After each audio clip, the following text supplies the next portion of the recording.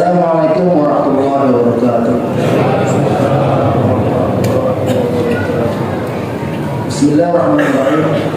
Alhamdulillahilladzi arsala rasulahu bil huda wa dinil haqq liyudhhirahu 'ala ad-din kullihi wa kafa billahi shahida. Asyhadu an la ilaha illallah wa asyhadu anna Muhammadan abduhu wa rasuluh wa safiyyu min khalqihi wa habibuhu alladzi qad balagha risalah wa adda al-amanah wa kashafa al-ummah wa jahada fi sabilihi hatta atahu al-yaqin. Sallallahu alaihi sayyidina Muhammad wa ala alihi wa sahbihi wasallam. Ma'asyiral muslimin, jemaah salat tarawih muslimin rahimahullah. Alhamdulillah, Allah masih memberi kesempatan kepada kita pada malam hari ini untuk menikmati nafas, menikmati hidup bersama-sama beribadah kepada Allah Subhanahu wa taala. Dan pagi, sore, siang, dan malam hari ini mendekatkan diri kepada Allah Subhanahu wa taala. Mudah-mudahan amal ibadah kita diterima oleh Allah Subhanahu wa taala. Amin amin ya rabbal alamin. Mudah-mudahan kita menjadi orang-orang yang dimuliakan Allah Subhanahu wa taala, menjadi orang-orang yang bertakwa. Ma'asyiral muslimin rahimahullah. Izinkan pada malam hari ini saya menyampaikan tema tentang ikhlas. Kenapa saya sampaikan tentang ikhlas? Ikhlas ini sangat penting karena berkaitan dengan aktivitas ibadah kita yang sangat banyak sekali. Bacaan Quran kita akan sia-sia kalau seandainya tanpa diiringi dengan keikhlasan. Salat tarawih kita pada malam hari ini akan sia-sia kalau seandainya tidak akan Allah Subhanahu wa taala. Dan puasa kita yang capek tadi siang hari kalau tidak diiringi dengan lillahi ta'ala akan sia-sia. Ikhlas dalam bahasa Arab berasal dari kata akhlasa yuflisu ikhlasa. Artinya apa? Membersihkan, mensucikan. Saya kutip dari kitab Madarijus Salikin karya Imam Ibnu Qayyim rahimahullah. Beliau menafsirkan bahwa ikhlas itu adalah takhlisul amal anis syawar, membersihkan jiwa, membersihkan niat, membersihkan motivasi dari segala dosa, dari segala kotoran, dari segala noda. Noda apa? Noda dari ingin dipuji orang, ingin dianggap orang hebat, dianggap orang soleh, dianggap orang baik, dan ingin mendapatkan penghargaan dari orang lain, ingin mendapatkan pujian dari orang lain. Jadi ada maksud-maksud dan tujuan-tujuan bersifatnya hawa nafsu kita.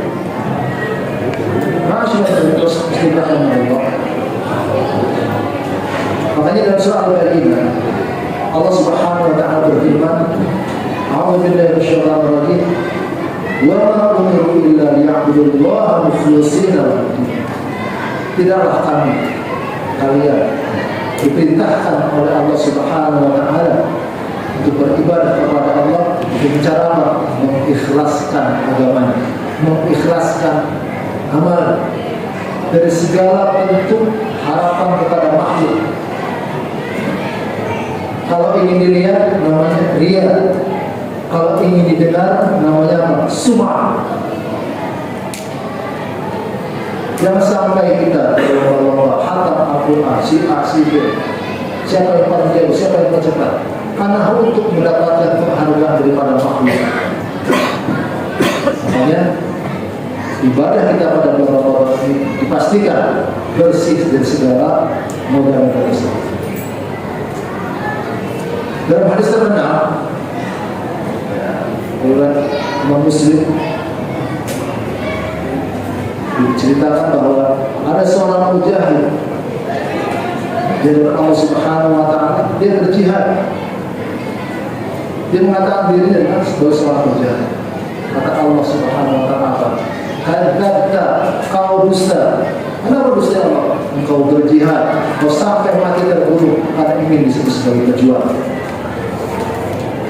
Ada lagi orang yang menuntut ilmu, dia mengamalkan ilmunya, dia seorang alim.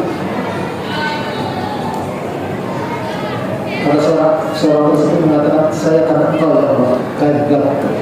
Engkau dusta karena engkau belajar dan mengajari orang lain, berikan edukasi kepada orang lain, kan ingin sebagai seorang yang pintar, seorang yang hebat. Kemudian kelompok yang ketiga adalah orang yang rajin bersedekah, membantu orang lain, peduli, membantu anak yatim, murah tangannya untuk apa? Memberikan bantuan kepada orang lain. Dia mengatakan lillah, karena Allah, karena engkau ya Allah. Kata Allah terjawab, kamu dusta. Kenapa? Kamu ingin berinfak, bersedekah, membantu orang lain agar engkau dianggap sebagai orang yang dermawan, orang yang dihargai, dihormati oleh orang lain karena kedermawan. Masya Allah, subhanallah. Makanya fondasi keikhlasan sangat urgen kita. Amal yang kita lakukan terhancur lebur, hilang, dan disebabkan salah niat kita. Kemudian dalam kitab Madarijus Salikin yang asalnya adalah kalangan Imam Al-Harawi yang disarang oleh Ibnu Qayyim rahimahullah, ada 3 tingkatan ikhlas yang masih diperbolehkan. Jadi tingkatan yang paling terendah itu adalah ikhlasul amal bil khalas bil amal, tadawu yasiru sirul amal. Dia melakukan ibadah karena Allah Subhanahu wa taala, dia tunaikan rukun dan syaratnya, tidak kurang apapun, dan dia beramal karena Allah Subhanahu wa taala. Tapi apa? Dan dia juga mengharapkan pahala dan surga. Artinya apa? Dia beribadah lillahi ta'ala, tapi mengharapkan apa? Ampunannya. Mengharapkan apa lagi? Surganya. Ya, orang berpuasa, menshoma Ramadan iman wa ihtisaban, ghufira lahu ma taqaddama min dhanbi. Orang yang puasa pada saat harinya, salat qiyamul lail pada malam hari, kemudian Allah ampun dosa-dosa, akan diampuni. Kemudian disebutkan dalam beberapa hadis, dikatakan bahwa di surga nanti ada surga yang khusus untuk bagi orang-orang yang sholihin, yaitu babur rayyan. Artinya kelompok ketiga ini dia beribadah untuk mengharapkan pahala daripada Allah Subhanahu wa taala dan ingin masuk ke dalam surga. Itu diperbolehkan. Tapi tingkatannya ketiga paling benar. Kemudian tingkatan yang kedua adalah dia beribadah kepada Allah, puasanya rajin, salatnya rajin, baca Quran rajin, fasih, semuanya sempurna. Dia lakukan karena Allah Subhanahu wa taala. Tapi dalam hatinya ada harap-harap cemas. Artinya apa? Dia takut amal ibadahnya tidak diterima oleh Allah Subhanahu wa taala. Ini disebutkan dalam Al-Quran surat Al-Mu'minun ayat 60. A'udzu billahi minasyaitonir rajim. Walladzina yu'tuna ma ataw wa qulubuhum wajilah innahum ila rabbihim raji'un. Ada beberapa orang yang suka berderma, berinfak, bantu orang lain. Daripada yang Allah telah rezekikan kepadanya, wa qulubuhum wajilah, hatinya khawatir kalau infaknya itu tidak diterima oleh Allah Subhanahu wa taala. Jadi kekhawatiran ini bukan berarti sikap negatif, tapi dia meyakini bahwa Allah itu akan menerima amal seseorang itu ketika dilakukan secara ikhlas dan sesuai dengan sunnah Rasulullah SAW. Dan kelompok yang kedua ini takut, sholatnya apakah saya dosa atau tidak? Ya, saya sangat melima di masjid, terawih tidak pernah putus. Tapi apakah dari sekian sholat tersebut yang khususnya berapa persen? Apakah Allah menerima atau tidak? Ada rasa takut. bahwa amal itu tidak sempurna, bahkan ditolak oleh Allah Subhanahu wa taala. Masyaallah muslimah. Dan kelompok yang ketiga, number one, ikhlas yang martabat termulia, itu adalah ikhlas dia beribadah kepada Allah Subhanahu wa taala. Dia tunaikan rukun dan syarat, dilaksanakan kebaikan-kebaikan kepada orang lain, membantu orang lain, dan dia lakukan itu karena Allah semata, bukan faktor Allah, balasan daripada Allah Subhanahu wa taala. Kenapa? Mereka meyakini bahwa dalam surah At-Takwir, wa ma tasyauna illa yasha Allah. Ketika mereka beribadah, salat, puasa, berbuat baik, sedekah, zakat, itu sebenarnya adalah hakikat Allah yang menggerakkan, bukan kemauan dia. Memahami bahwa hakikat bahwa lillahi ma fis samawati wa ma fil ardh. Semuanya itu milik Allah. Jadi kita tidak layak. Ibaratnya adalah seorang tuan dengan hambanya. Ketika tuan tersebut, hamba tersebut dibebaskan, kemudian diberikan makan, kemudian dia bekerja, sebenarnya hamba tersebut tidak layak untuk mendapatkan imbalan dari apa yang dilakukan Tuhan.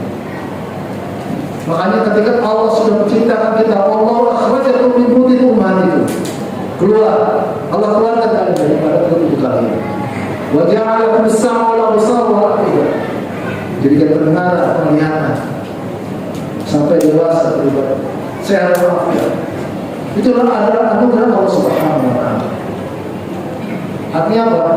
Ketika kita dimodal oleh Allah Subhanahu wa taala dan kita beribadah kepada Allah Subhanahu wa taala, pada level kita ini adalah ketika kita beribadah bukan berarti minta pengganti, minta ganjaran, minta surga kepada Allah Subhanahu wa taala. Tapi apa?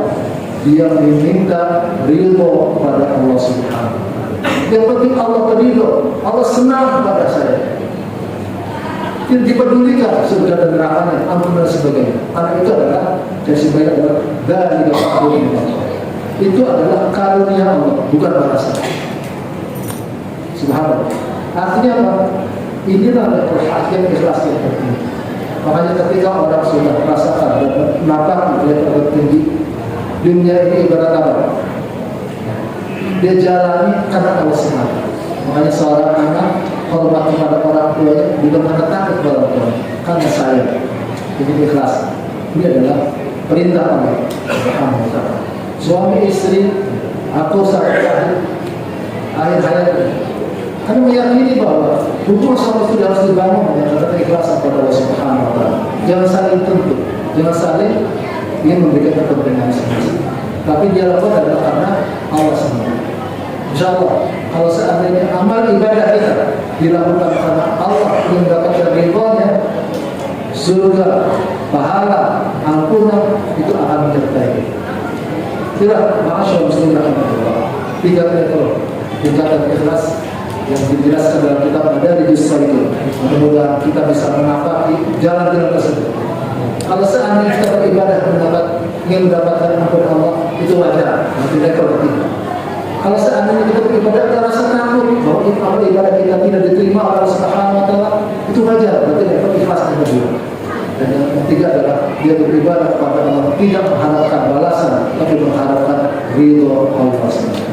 Barakallahu li wa lakum wa nafa'ani wa iyyakum bima fihi min ayatil hakim wa taqabbal minkum wa la'afu minkum. Assalamu alaikum warahmatullahi wabarakatuh.